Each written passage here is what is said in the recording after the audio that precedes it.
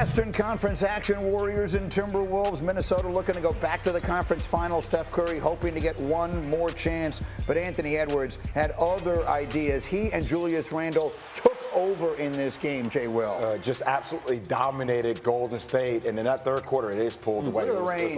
Look at the range from Randle.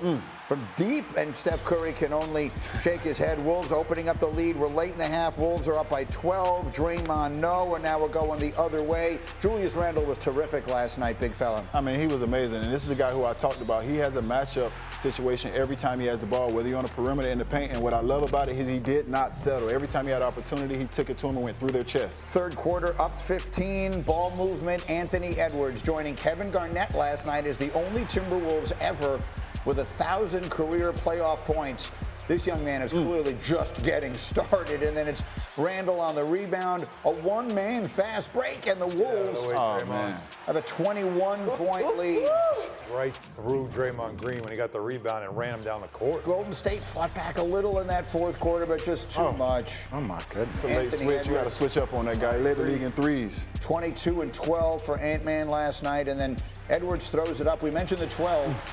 That's a career playoff high in assists. Jaden McDaniels throws it down. Wolves go on. 121-110. Congratulations to them. They will get the winner of OKC and Denver with a chance to take the step they didn't take last year and make it to the NBA Finals. So we'll have time to talk about them. But as we do the postmortem on the season for the Warriors, a season that when they acquired Jimmy Butler, we saw the flashes.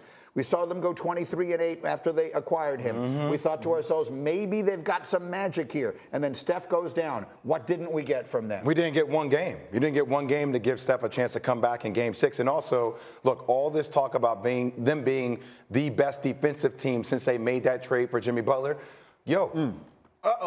Minnesota shot 63% from the field last night. They shot 42% from the three-point line. What happened to the defense? I know Steph wasn't part of the equation on the reason why they were the greatest defense team in the league since that trade. What happened to it? In an elimination game, by the way, in an elimination game, Kuminga and Pods scored more points than Jimmy Butler.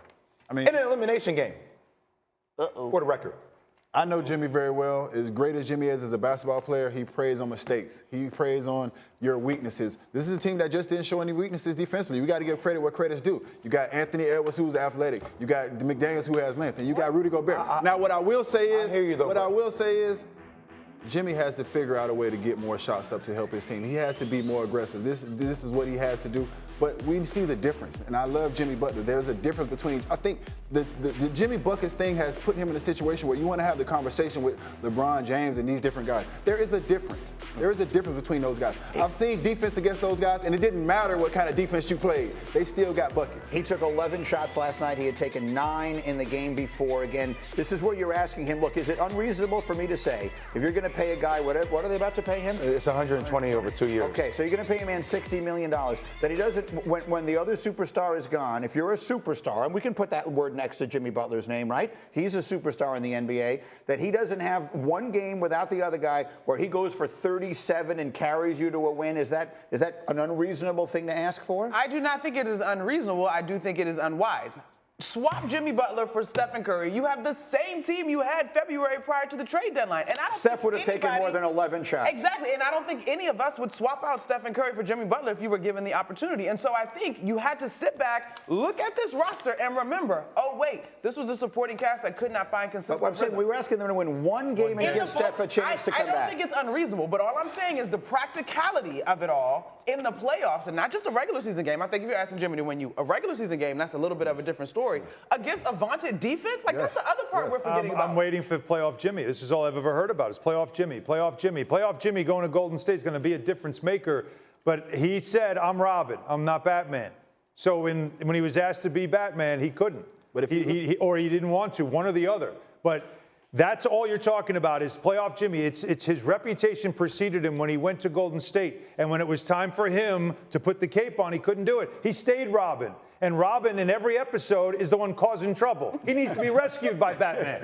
It didn't happen. I'm not here for the Robin slander, but go ahead. If you look at Jimmy's numbers and you look at when we had Denver in the finals and he had to go against Aaron Gordon, it was the same thing. There's size, there's length, there's athleticism. This is what Jimmy struggles against. No fault of his own. That's just not what he plays well against. So, yes, he tried his best, but damn it, he reached his ceiling in that series. That was the best he could do. Yeah. That's not. I'm not sitting here saying Jimmy didn't try, because I know Jimmy has heart and Jimmy will try. 100%. But that is not a team that Jimmy is going to be Jimmy buckets again. And this is a fair conversation, y'all. But I do think the piece of it that we're not talking about is this is a top 10 defense in the league. Thank you. They were number 1 last year. And Jimmy Butler don't shoot threes like Steph, so if he get in the paint, he got Rudy Gobert down there. I hear all that about them being great defensively, but I also hear a lot of people talk about how brilliant Jimmy Buckets is as it relates to a player on the court.